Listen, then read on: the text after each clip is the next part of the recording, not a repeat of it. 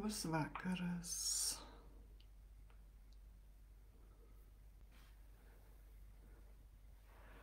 Labą vakarą. Vėl susitinkame būties kūrybos paskaitoj. Šiandien aš kalbėsiu apie dimensijas, kas tai yra. Tai truputėlį palaukim, o viskas atrodo yra matančių. Vadinasi, viskas yra gerai. Labai smagu matyti besijungiančius pažįstamus veidus. Ir aišku, tuos, kurie pirmą kartą jungiasi ir dalyvauja šiuose procesuose. Kalbu, kad dalyvauja. Iš tikrųjų, kiekvieną kartą, kada yra įskleidžiama minties jėga, ji neša tam tikrą savo vibraciją ir ji yra priimama žmogui, ji tiesiog rezonuoja, ji daro tam tikrą poveikį, pokytį ir galbūt jis iš karto tos pokytis ir nepasimato gyvenime, bet pamažu jis tvirtinasi, atneša kas kart vis tą didesnį naujumą, aiškumą ir mes su juo gyvename. Tai va, dar akimirką aš manau, kad mus visi suspėtų pasijungti laiku. Visiems labas vakaras. Ja, ačiū ir aš apkabinau visus, kurie pasijungėte.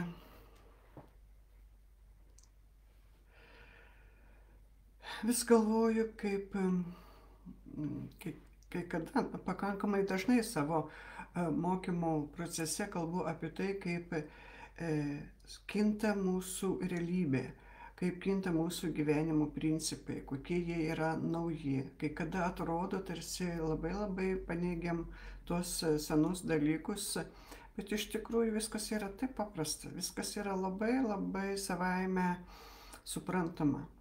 Jeigu mes pažiūrėtume į savo kaip žmonijos praeitį, mes aiškiai pamatytume, kiek vis tik žmogus labai pakito. Na, jis be galo pakito.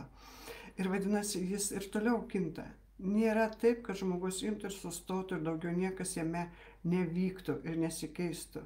Transformacija vyksta mąstyme, vyksta gebėjimų skleidime, vyksta požiūryje į gyvenimą. Visame kame ta transformacija vyksta.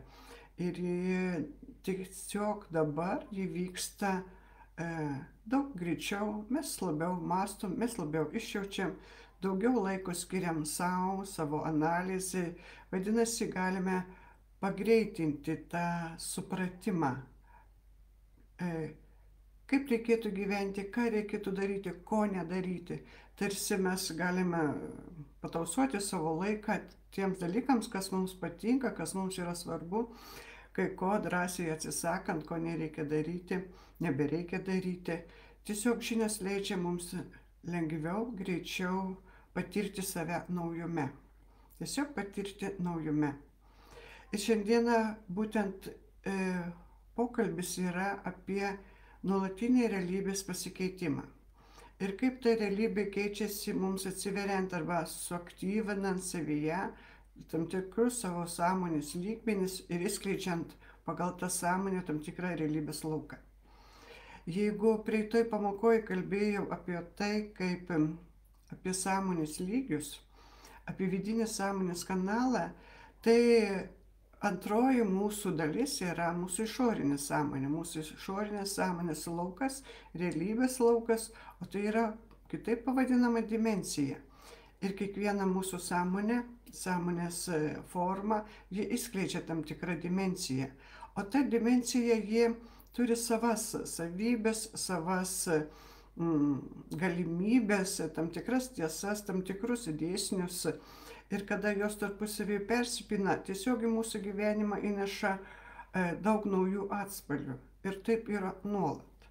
Šiandieną aš kalbėsiu apie 7 sąmonės virsmų ciklus, nes tai yra dabar dominuojanti sąmonės struktūra su tais sąmonės realybės laukais, Ir apie juos reikia tiesiog žinoti. Tiesiog žinoti, kad yra, kaip yra, kame tu pats esi, ko tu gali tikėtis ateityje, kokios, sakykime, tos žinios ateis į tave, kokie gebėjimai pas tave atsiskleis, kaip tai galima panaudoti savo gyvenime.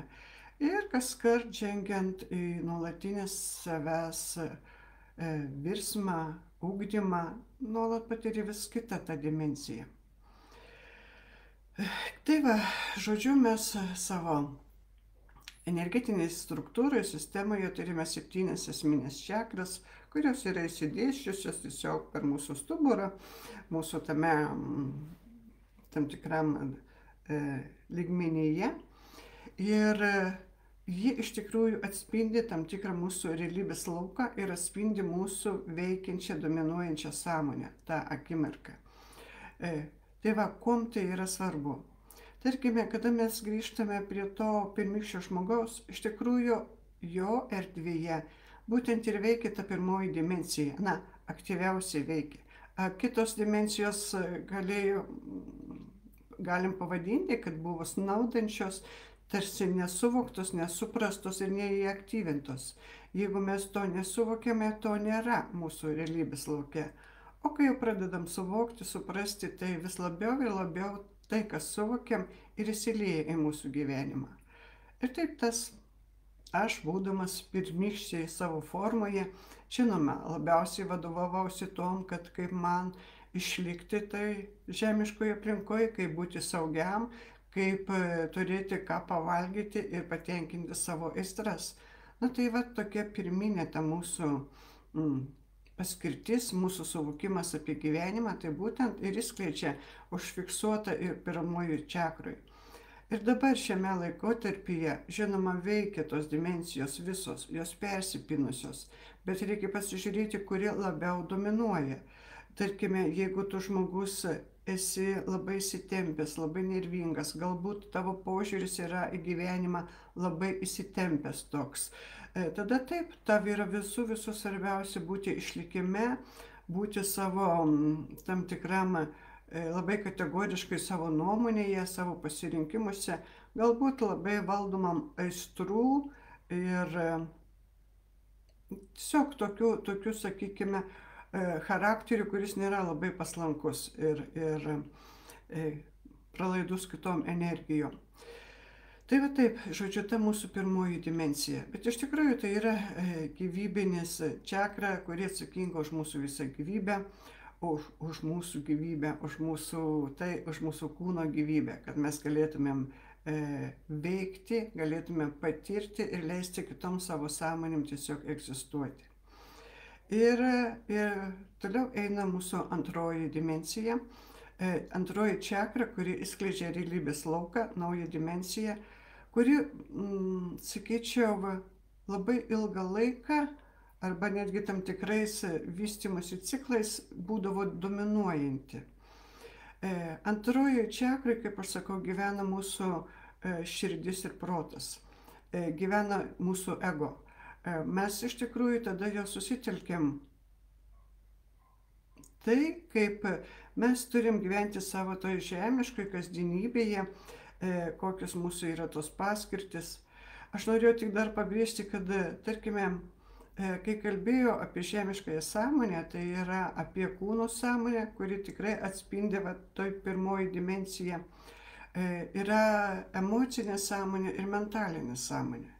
Kada žmoguje pradėjo atsiverti emocinės sąmonės laukas, ta mūsų antroji dimensija, iš tikrųjų atsirado daug nuostabių dalykų. Mes pradėjome pajausti kitą žmogų.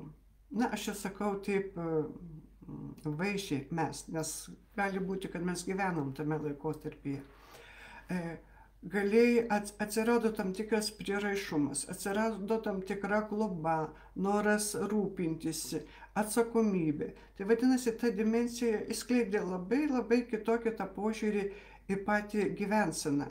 Atsiranda santykiai ir tai visiškai pakeitė, sakyčiau, tokią elgseną, kada tu buvai vienas pats savo kovotojas ir tenkinantis tik savo aistras, Čia dabar atsiranda siekiamybė turėti draugą, siekiamybė būti su kažkuo, rūpintis, globoti, pačiam jausti tą meilę ir globą.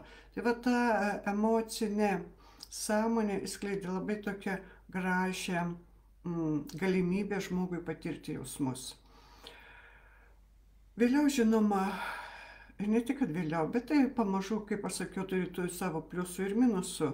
Atsiranda emocijos, kurios yra išreiškiamas truputėlį negatyviai. Bet jeigu mes žiūrime į tą, ką duoda emocija, teigiama emocija, tai iš tikrųjų tai duoda labai didžiulį pasitenkinimą gyvenimu. Nes tai yra jausmas, tai yra pilnuma, tai yra vardan ko atrodo norisi gyventi ir tai yra labai labai gerai. Ir žinoma, dar labiau keitėsi gyvenimas, kada žmogus pradeda mąstyti, protauti, kada jis tiesiog jo išmintis labai gražiai skleidžiasi, labai daug naujų idėjų, didžiulis virsmas, kad ir tų technologijų srityse begalinė pagalba savo yra tam tikrų tų technologijų sukūrimas, kada, sakykime, vieną akimirką žmogus dėl eilinio dalyko turėdavo mirti, nes nebūdavo pagalba suteikiama, o dabar yra daugybė mokslo išradimų pačiose įvairiausiose srityse, kurios mus pagerina gyvenimą ir tai sukūrė žmogaus protas.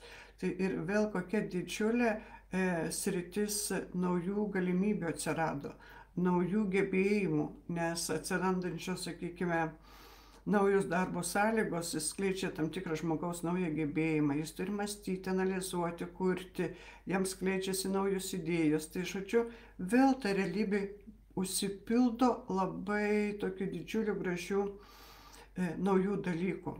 Ir taip nuolat.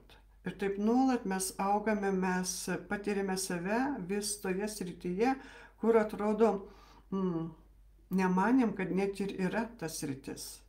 Ir štai va, kai mes dabar prisiliečiam, einame prie trečiosios čakros, ji yra atsakinga už sielos pasaulį, už buvusius mūsų visus įsikūnijimus, už visas tas išgyventas patirtis. Kas vyksta, kada, tarkim, mūsų dėmesys jau susitelkia į vidinį pasaulį. Tai yra ne tai, ką jaučiu aš, kokius tos emocijos, kokios mano būsenos, bet tai yra tas subtilus vidinis pasaulis, vidinė erdvė, kada tu susivoki, kad yra kažkas daugiau negu vien tik tavo jausmas, protas, ne vien tik tavo fizinis kūnas. Tas vidinis pasaulis. Ir tada tu pradedi tarsi pajusti, o kas aš esu, iš kur aš kilau, kas yra aplink mane, ar iš tikrųjų yra Dievas, ar nėra, kaip yra. Ir tas visas žvilgsnis į save atveria vėl labai naujas sritis apmąstymams, pojūčiams, matymui, koks tas pasaulis yra. Vėl tie atsiskleidžia tarsi naujos galimybės, nauji gebėjimai, kaip tu gali tame pasaulyje dar kitaip įsiskleisti, arba kokios tavo gyvenimo paskirtis yra. Ir taip, kada žmogus klausia, kokia mano gyvenimo paskirtis, iš tikrųjų ta gyvenimo paskirtis priklauso nuo tos akimirkos, kur yra suaktyvinta tavo sąmonė, arba teisingiau sutelktas gyvenimo fokusas, kurį realybės lauką. Ir ta paskirtis yra aktyvi.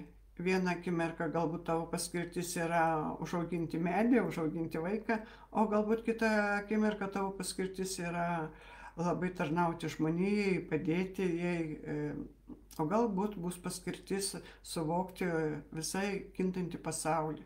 Žodžiu, paskirtis nuolat kinta, mes nesam prisirišę prie vienintelės paskirties, bet ji gali būti išgryninta ir pažinta, arba gali būti tiesiog neatsiskleidusi. Visaip čia gali būti. Ir dabar aš noriu tiesiog susijęti, kaip tos realybės laukai, kada keičiasi, kaip aš sakau, gyvenimo fokusas tarsi persikelia į aukštesnę sąmonę. Na, aukštesnė čia tiesiog dažnis truputėlį aukštesnis gaunasi ir vis sakoma, kad jau aukštesnės sąmonės lygmenį persikelia. Pats gyvenimas iš tikrųjų keičiasi. Ir tai aš patyriau savo gyvenime, savo, sakykime, kasdienybėje ir dabar aš galiu atsigręždama į savo, tarkim, praeitus metus pastebėti, kaip kiekviena sąmonė, kuris kleidės manyje, kūrė tam tikras sąlygas gyvenimui ir kaip kito gyvenimas. Kad tai, kas yra mūsų viduje, kaip mes tai suaktyvinam, kaip į tai dėmesį atkreipiam, iš tikrųjų labai atsispindi realybėje. To negalima paneigti. Ir kita vertus, to ir nereikia paneigti. Ir kada mes prieinam prie 4 čakros, aš truputėlį vėliau apie tą, kaip į gyvenimą ateina tas pokytis ir kaip jis matosi. Aš dabar noriu dar ties tą 4 čakrą sustoti, kur yra, kaip mes sakom, širdies čakra, meilės čakra. Ten yra aukštesnioji sielos sąmonė. Ši čakra ypatinga yra tuom, kad kada žmogus gilinasi į save, jis tarsi atsiveria tokioj pozicijoje, arba jis daugiau dėmesį nukreipia į tai, kas jis buvo praeityje, ką jis pasiekė, ką jis gali, arba jis susitelkia į tai, ką jis turi šią akimirką, kas jis yra ir su kuom jis gali kurti savo ateitį. Tiesiog tarsi žvilgsnis yra žvelgiamas į ateitį arba, dar kitaip pasakius, į savo aukštesnių sąmonių lygmenis, kokią informaciją neša mūsų aukštesnės sąmonės. Ir tada tu esi atviras naujumui. Tavyje jau yra daug mažiau to kategoriškumo, daug mažiau nusistatymų, tu aiškiai suvoki, supranti, kad tiesa, gyvenimo tiesa yra kintanti ir kad prie jos reikia prisiderinti. Suvokiai, supratai, pasikeitė ir vėl gyvenimas gali kisti ir vėl gali atsiverti labai nauji kitokie apmąstymų horizontai, pojūčių horizontai. Ir taip mes atrodo, kas kart kuriame savo naują realybės lauką. Gali kilti klausimas, kaip tame pačiame gyvenime, kur gyvena visi žmonės, gali būti skirtingi realybės laukai. Iš tikrųjų taip yra. Tiesiog ir tai yra labai paprasta. Na, pasižiūrėkim. Tarkim, tu domiesi menu. Nu, tau yra labai svarbu visi meno dalykai. Tu tiesiog turi veiklas su tuom susijęta, žmonės, bendruomenė. Ir tu tikrai nematai kitokios bendruomenės, tarkime, kuri susijęta yra su politika. Nu, tu tiesiog nelabai susiduri ir nematai ir tarsi prasilenki tame realybės lauke. O kita vertus, tas realybės laukas labai priklauso nuo to mūsų asmeninio požiūrio į tai, kas yra, į tai, kaip mes priimam. Tarkime, kada buvo tas laikotarpis, kada siautėjo COVID-as ir mes buvome užsidarę namuose, iš tikrųjų pažiūrėkim, kaip kiekvienas į tai reagavom. Aš šiuo atveju nenoriu paliesti tų, kurie tikrai nukentėjo dėl ligos, bet pagalvokite apie tas savo vidinės būsenas. Tikrai vieni išjautėt tragediją, išjautėt baimę, išjautėt įtampas ir skatinami, sakykime, dar televizijos, tai dar labiau galėjo išjausti. O kiti to laiko iš tikrųjų mėgavosi. Mėgavosi tuom, kad galėjau pailsėti. Pailsėti nuo nuolatinio skubėjimo, kad privalai kažką padaryti, privalai kažką pasiekti, privalai. O ta akimirka buvo to, kad tu galėjai pailsėti, nes niekas neskuba, niekas nevyksta. Tu galėjai atkreipti dėmesį į savo šeimos narius, tu galėjai atkreipti dėmesį į tai, kas tau patinka, ko tu norėtum. Tu tarsi galėjai grįžti į savo tą vidinį pasaulį ir susižiūrėti, o iš tikrųjų, kas yra vertinga tame gyvenime, į ką reikia tą dėmesį atkreipti. Ir va taip, iš tikrųjų, ta pati situacija, viskas visus liečia vienodai, o nuo požiūrių tu gali labai kitaip išgyventi tą akimirką. Ir labai yra svarbu valdyti tą požiūrį. Gerai, tu gali sakyti, nu, bet juk yra blogai. Bet esmė yra ta, jeigu tu pats nieko negali pakeisti, o tik savo įteiksi, kad yra blogai, nu, suprask, tavo sveikata pablogės, nes nuo įtampos tau striks organų veikla, tau kraujospūdis striks, tau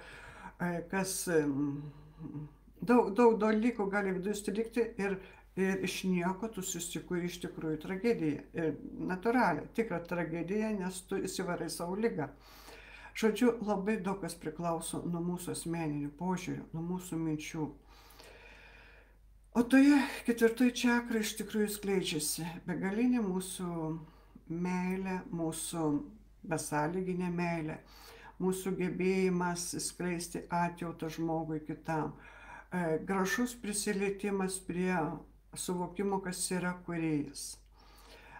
Sakau suvokimo, kas yra kūrėjas, nes labai visaip mes priimam kūrėją, visaip priimam Dievą. Vieni mes manom, kad jis baudžia, kad jis mums duoda tik pamoką sudėtingas ir gyvenimą sudėtingą. Kiti mes priimam jį tiesiog kaip globėją, kaip begalinę pagalbą, begalinį palaikymą. Tai priklauso nuo mūsų vėl asmeninių požiūrių, nuo to, tarkime, kas liko mumise iš mūsų auklėjimo, kas liko mums tarsi savita, jeigu mes nesiekiam kažkokio savo vidinio virsmo, liekam tam tikram kategoriškume, nusistatyme ir tas požiūris nekinta. O iš tikrųjų viskas labai kinta. Negali sakyti, kad kūrėjas kinta, bet požiūris į kūrėją kinta ir santykis su kūrėju kinta. Ir kada žmogus pajėgia mąstyti, apriepti, suvokti daugiau, jis ir kūrėją mato visai kitaip. Jo galią, jo begalinę kūrybą, jo apmąstymą visame kame, kaip viskas vyksta. Tai va ta visa galybė yra suvokiama ir tu įvertini tą visą grožį, ką kuri kūrėjas, kada gali suvokti. Bet jeigu tu matai tiek, kiek matai, vadinasi, gali pasakyti, kad jo net nėra, kad jis net neegzistuoja tavo lauke. Aš labai gerai atsimenu savo tą poziciją, savo gyvenime, kad taip, šeimoje buvo kalbama apie Dievą, bet niekaip negalėjau suprasti, kaip iš tikrųjų reikia tikėti. Ir ar iš tikro yra tas Dievas. Ir man padėjo tik vienintelis dalykas, kad galvoju, tie žmonės, kuriuos aš su savo supratimu vertinu, gerbiu, tarkim, pasaulinio lygio, kaip motina Teresė, ji melčiasi Dievui, Dalai Lama vertina kūrėją. Tai galvoju, jeigu jie mąsto apie jį, vadinasi, jis yra. Ir man tą akimirką praktiškai to užteko, nes kitokio paaiškinimo ar patvirtinimo, kad tikrai jis yra, aš neturėjau, mano suvokimas neleido suvokti. Dabar aš net jaučiu, kaip jis šypsosi, kaip jis gali su manim bendrauti, kaip jis nusako, kur aš klystu, kur aš turiu susitelkti, ką daryti. Čia yra visai jau kitokia pozicija. Aš jau žinau, aš tiesiog žinau, kad jis yra ir kad jis yra atsiskleidžiantis nuolat kitaip ir leidžiantis pamatyti pasaulį, kurį man kaip žmogui suteikia irgi kitaip, nuolat kitaip.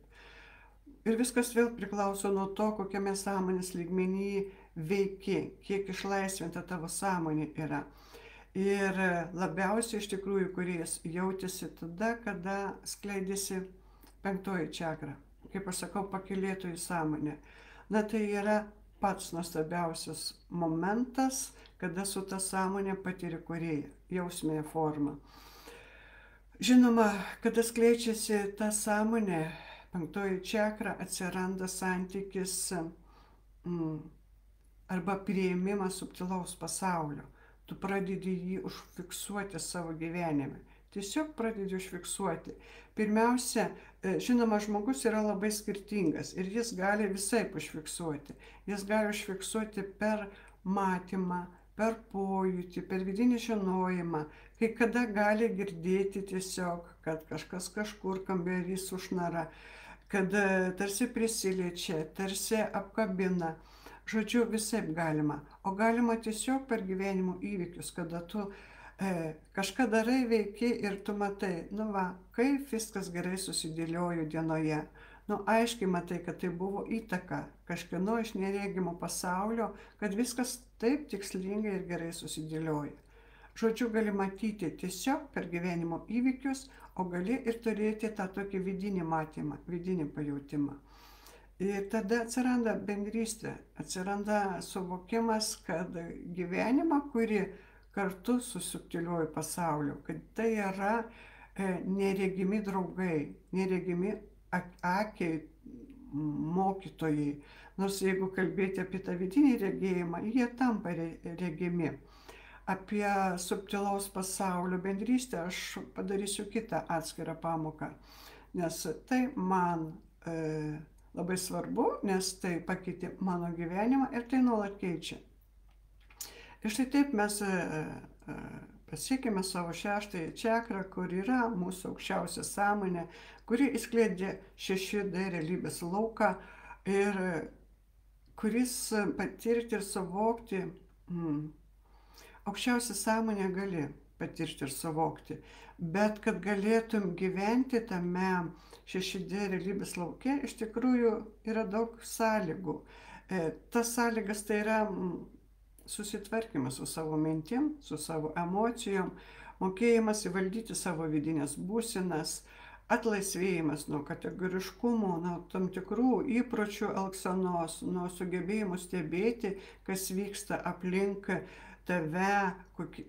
Tai žodžiu, nuo viso to priklauso, kaip mes matome tą savo erdvę ir kaip joje galim gyventi.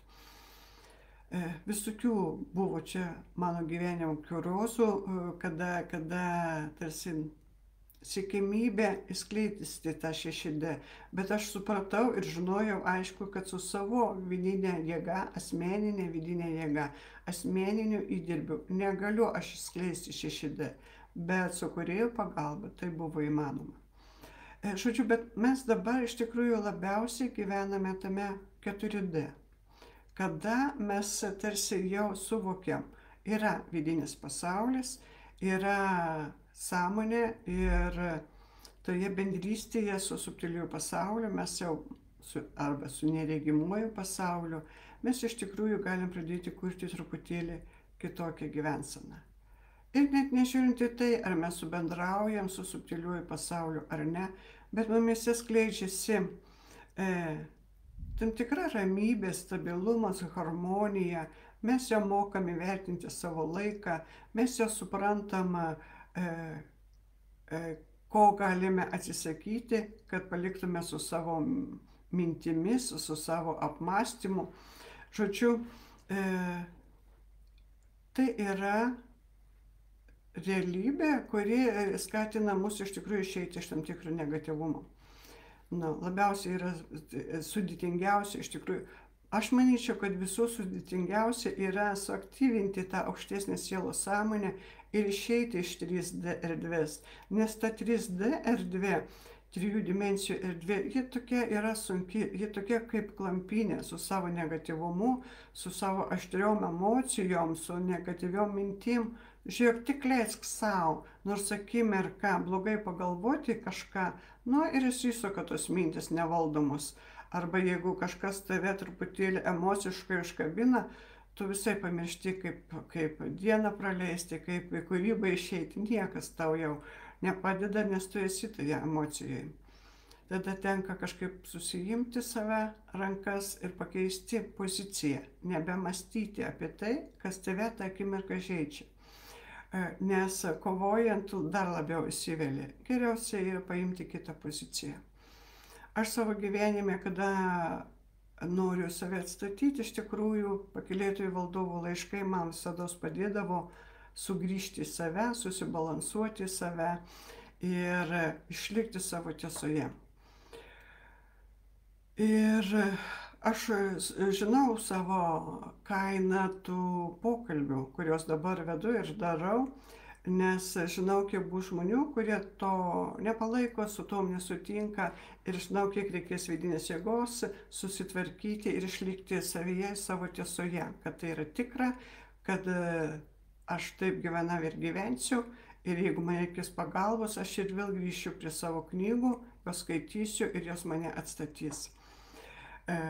Bet aš labai daug žinau, kiek daug yra žmonių, kuriems tai rezonuoja, tai yra svarbu, nes apie tai yra mąstoma ir galvojama. Ir štai aš dabar tikrai noriu pakalbėti, kaip besiskleidžiančios tos dimensijos įtakoja tą mūsų gyvenimą. Tiesiog čia ir dabar, kaip įtakoja mūsų gyvenimą. Aš savo laiku, iš tikrųjų, 20 metų aš dirbau, kaip sakoma, valdiškam darbe. Ir 17 metų tai buvo vadovaujantis darbas. Tai buvo valstybinė įstaiga, tai buvo politika, tai buvo toks visuomeninis gyvenimas ir aš 100% maniau, kad tai yra tik toks gyvenimas. Nes aš aplinkui tokią realybę mačiau visur. Nesvarbu, kiek ten kokių įvykių vykdavo aplinkiniam pasaulyje, kas visur, kas vykdavo, bet tai buvo tiesiog vienas gyvenimo modelis ir viskas.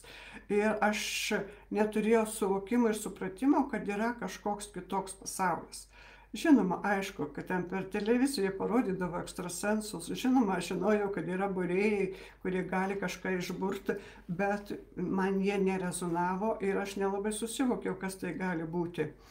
Bet kada atsivėrė galimybė užrašyti pakylėtojų valdovų laiškus, man tada buvo vidinis šokas. Už tai buvo šokas toks, kad pasaulis yra kitoks, kad viskas yra energija, viskas yra dėsniai. Kaip čia taip gali būti? Kaip čia taip gali viskas vykti, kas priklauso tiesiog nuo energijos, nuo minties suvaldymo, nuo to, kad tu įsiklausai į kūrėją ir eini kartu su juo. Man tai atsivėrė absoliučiai naujų pasaulių. Net negalėjau įsivaizduoti, kad tai yra tiesiog pasaulis, kad tai tiesiog yra gyvenimas. Ir tas gyvenimas taip įsuko, kad aš pasitraukiau iš savo to valdiško darbo, iš visos politikos, tiesiog nusikirto ir viskas baigėsi. Ir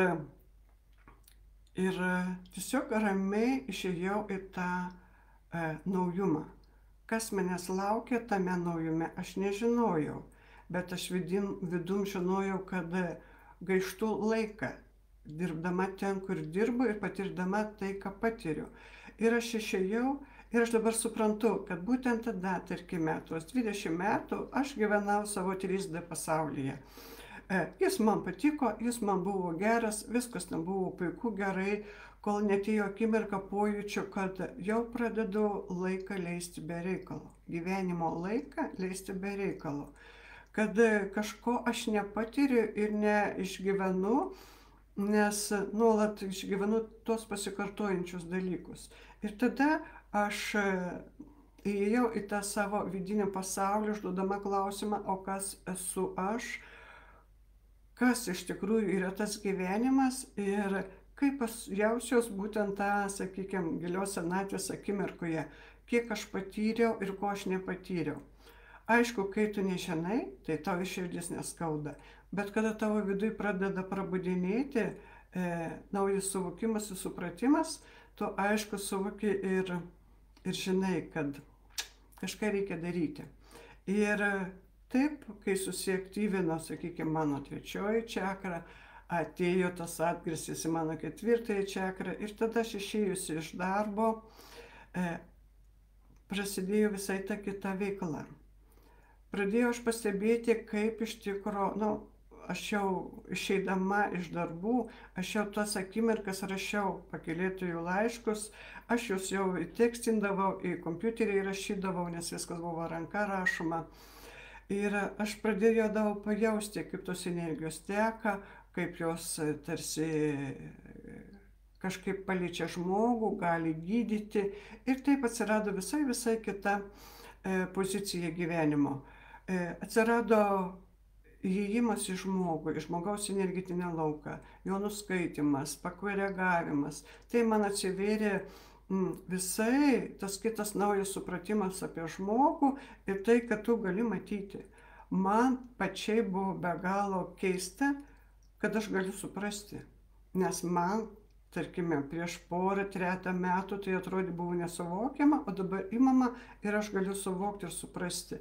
Ir net atrodydavo, o kaip čia gali kitas nesuvokti ir nesuprasti.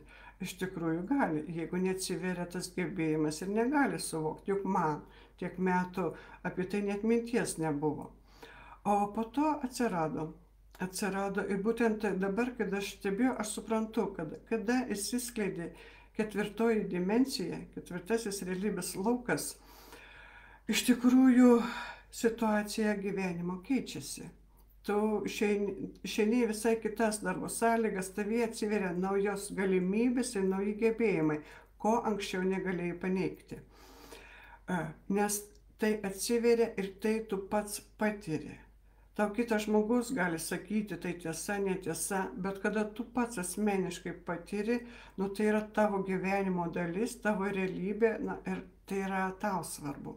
Galbūt kažkam nėra svarbu, bet tau tai yra pačiam svarbu. Ir aš tai patyriau ir dirbau. Atsiverusios galimybės jos tikrai sužadino tą mano ketvirtąją čakrą, meilės čakrą, tarnavimo, atjautos, atsidavimo, tą poziciją tokią. Dirbau tiek daug, kad tada jau supratau, kad tas nuovargis jau pradeda kenkti. Nes o kaip tu galėjai, turėdamas galimybę padėti, atsisakyti žmogui padėti. Tas gerumas liedavosi per kraštus, tada užmiršti, kad tau buičiai reikia kažką susitvarkyti, kad tu turi savo poilsiui laiko skirti. Tiesiog neleisdavo tarsi sąžinė, nes manydavai, kad nu, turi padėti ir padėti už kitą spręsti jo reikalus. Tai laimė, kad pamažu ta sąmonė plėtėsi ir atsirado suvokimas kitokios pozicijos, kad galima viską subalansuoti. Galima tikslingai dirbti, tikslingai rasti laiko poilsiui, tikslingai skirti savišvietai, saviugdai. Iš tikrųjų, tų tokių pajautimų, minčių, kad kažką darau ne taip, kaip reikėtų, viduj aš visuomet gaudavau, bet ne visuomet sureaguoju. Tai, nu, kaip čia? Nu, vėliau pagalvosi ar dar kažką, bet tu netkreipi tai dėmesį, kol iš tikrųjų į mano gyvenimą, aš sakyčiau, kūrėjas neatvedė vieno rimto stipraus žmogaus, kuris atėjo pasakė, kad gyveni neteisingai. Sako, tu save nualinsi ir užmirši augti. Tai buvo tokio tvirtumo žodžiai, kad aš tada viską labai greitai keičiau. Ir manydama, kad daug ko neteksiu, manydama, kad pabloginsiu savo situaciją ir daug ką keičiau. Bet viskas gavosi kitaip. Situacija tik pagerėjo. Situacija pagerėjo, finansai taip pat pagerėjo ir aš turėjau daugiau laiko tiek savo saviugdai, tiek susitelkimą į apmąstymą, tiek knygų užrašymui, tiek ir darbui, žinoma, su žmonėm. Individualias sesijas, kurias dariau ir kurios keitėsi visai pajautimai kiti matymai, kitos sritys, nebebuvo siekiamybės už kitą žmogų veikti ir dirbti. Na, ką reiškia už kitą žmogų? Kai žmogus savęs visiškai netausoja, atbėga pervargęs, sako, atitaisyk, padėk man atstatyti savo jėgas. Nu, tai yra darbas už kitą žmogų. Nes iš tikrųjų tu turi pasakyti žmogui, nu, susireguliuok savo kasdienybę taip, kad nepervargtų, kad nebūtum piktas, kad negadintum santykių, kad galėtum kūrybišką gyvenimą gyventi, o ne griaunantį gyvenimą gyventi. Tai yra tavo asmeninė pareiga. Tai nereiškia, kad aš turiu už tave tai padaryti. Taip, kada tau yra blogai, kada tu esi pervargęs, visai, kaip čia pasakys, būtinai yra reikalinga pagalba. Tai taip, tai yra reikalinga pagalba. Bet dažniausiai žmogus viską geba susitvarkyti pats. Ir taip atėjo tas naujas pajautimas, naujas požiūris į save, į tai, ką aš galiu padaryti, ko nereikia daryti, kas yra tik gerumo aspektas, kas yra tik noras, netgi iš egoistinės pusės pažiūrint, noras būti geru, noras būti reikalingu, noras būti net reikšmingu, tai yra tik ego, tai daugiau nieko nėra. Ir kada tai susitvarkai, supranti, kad nenori įtikti, nenori kažkam pataikauti, tu gyveni savo gyvenimą ir tiek. Ir tu gyvendamas savo gyvenime darai, kas tau atrodo teisingiausia. Kaip ir šią akimirką. Aš manau, kad tai yra mano teisinga pozicija, tai ir aš darau. Nei aš noriu kažką įžeisti, nei aš noriu kažkam kažką įrodyti. Tiesiog aš noriu pasidalinti tom, kaip aš pati patyriau tą nuolatinį virsmą, tą nuolatinį kitokio gyvenimo išgyvenimą, patyrimą, kaip tikrai atsiveria tie sąmonės lygiai ir kaip jis suteikia žmogui naują požiūrį į save, į visatą, į patį gyvenimą, į gyvenimo principus, kaip jis iš tikrųjų veikia, kiek jis sukuria daug įdomumo tame, kai tu matai ir stebi, kaip tavo, sakykime, idėja palaiko tam subtilus pasaulis, kaip jie greitai realizuojasi, kaip jie duoda išbandymus, pasižiūri, žinai, kaip jie kvatoja iš tavęs, kada tu prisidirbi kažkokias nesąmonės su savo, sakykime, noru kažkaip geriau pasirodyti ir geriau elgtis, negu yra reikalinga. Na, žodžiu, tas pasaulis ir tas gyvenimas tampa toks įdomesnis ir aš noriu pasakyti, kad tai yra natūralu. Kad tai yra natūralu. Galbūt yra, bent jau man pačiai būtų buvę anksčiau tas pasakyta, kad tai nėra natūralu, kad tai yra įdomu, gal tai yra iliuzija, gal tai yra kažkokia kvailystė, įsivaizdavimas, bet ne, tai yra natūralu. Aš tiesiog gyvenu savo realybėje su tom, kas man svarbu, kas man įdomu, kas duoda man tam tikrą saviugdą ir sveikatą, tarkim, ir tai yra be galo daug.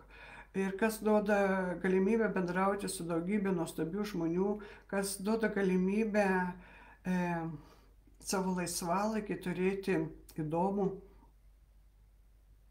Na, šioje akimirkai gal truputėlį sustoti, nežinau, ar yra laisvalaikis, nes visa kas pas manęs yra vienodai įdomu. Nuo pat ryto atsikeli ir esi jau tam tikrame naujų idėjų gvildenime ir tai yra visuomet įdomu. Ir akimirkos dienoje, kada tu turi atlikti tam tikrus darbus, kad tos idėjos įsigyvendintų, įsivyktų, bet ir vėl pradedi būti tame savo vidiniam procese. Žodžiu, tai yra normalu.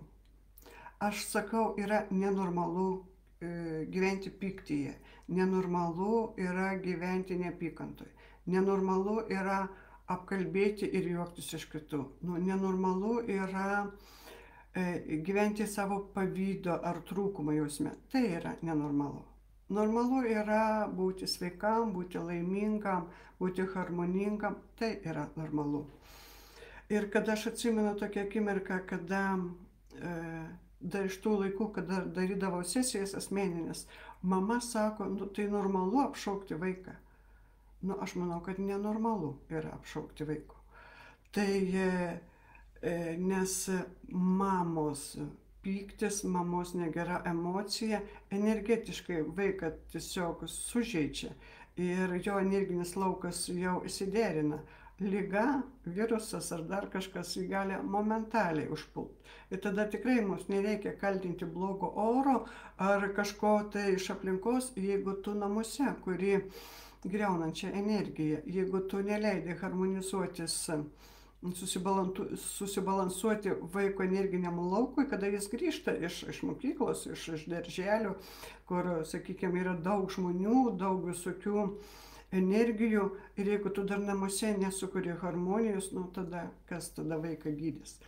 Žodžiu, yra daugybė tokių kitokių pozicijų ir kitokių vertinimų, kas yra normalu ar nenormalu.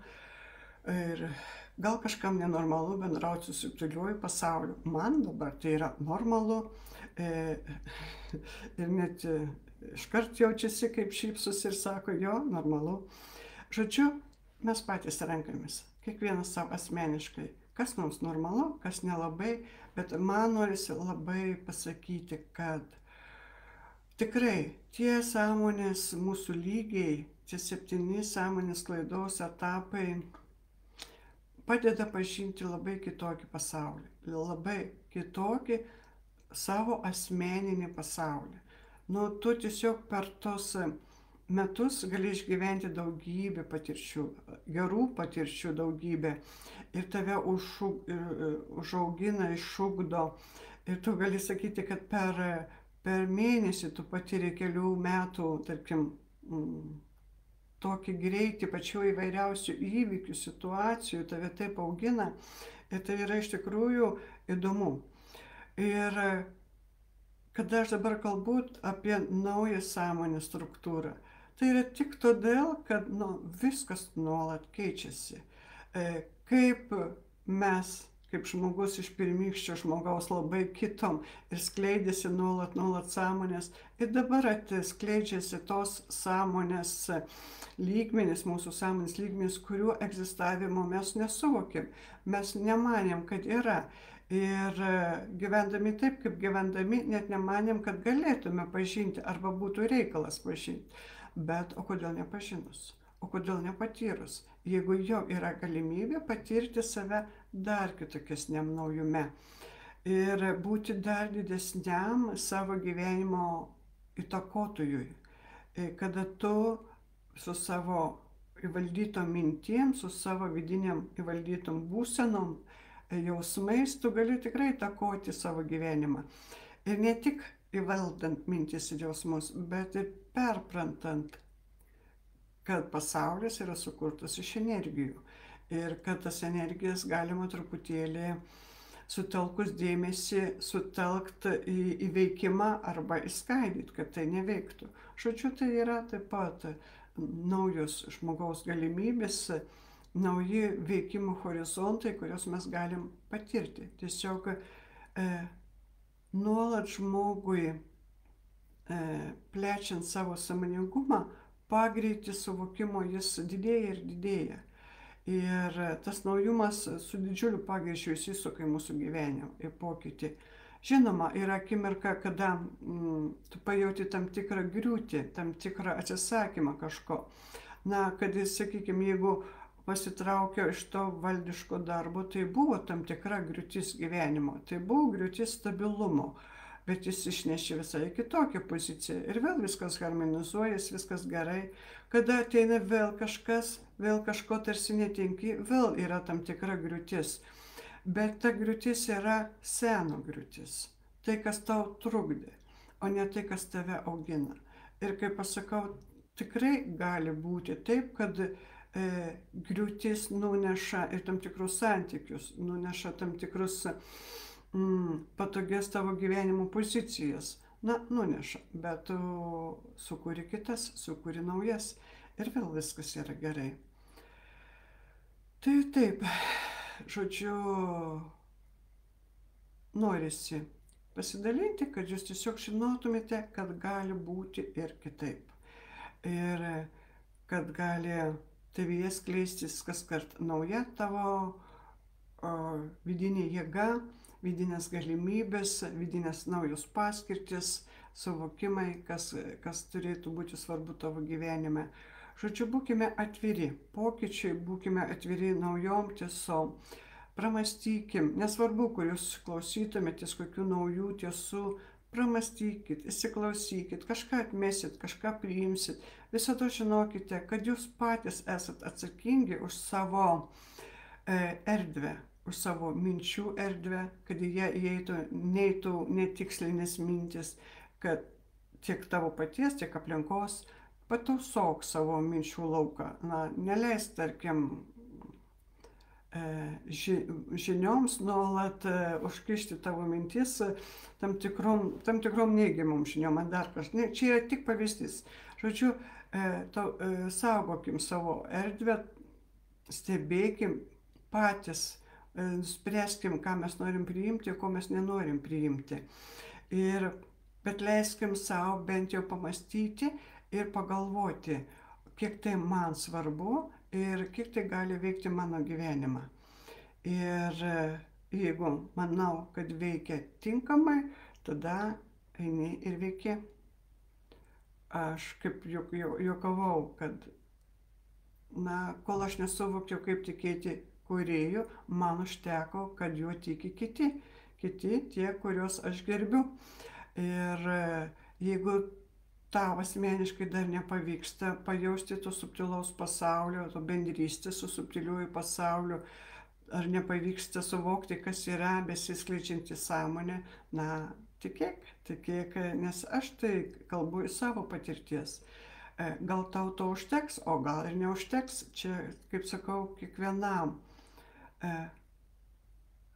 Svarbu yra tai, ką pats pajauti, kam pačiam rezonuoja ir suvirpina tam tikras tiesas. Taigi, mes ir toliau susitiksim ketvirtadieniais, tie 2 mėnesiai mano subtiliųjų mokytojų yra rekomenduoti, kad kalbėčiau ir dalinčiau savo patirtimis, o aš žinau, kad jie turi savo planų, jie moko mane priimti, tarkime, reakcijas, moko priimti, stebi, kaip, tarkime, mokėsiu susivaldyti, susižiūrėti, kaip išmoksiu galbūt išaiškinti tiesas, kurių iš tikrųjų daug žinau, bet nelabai moku paaiškinti. Nes daugybė pajutimo ir ypač tada, kada atsiveria sąmonė aukščiausia, be galo daug gali sakyti. Ne, bet esmė yra ta, kad gali nesuprasti visko, nes tu turi būti tame pajutime, tame pačiame dažnyje, kad suprastum ir suvoktum, apie ką eina kalba. Bet, žodžiu, mes turėsim dar daug gražaus laiko, gero vakaro ir iki sekančio ketvirtadienio. Iki.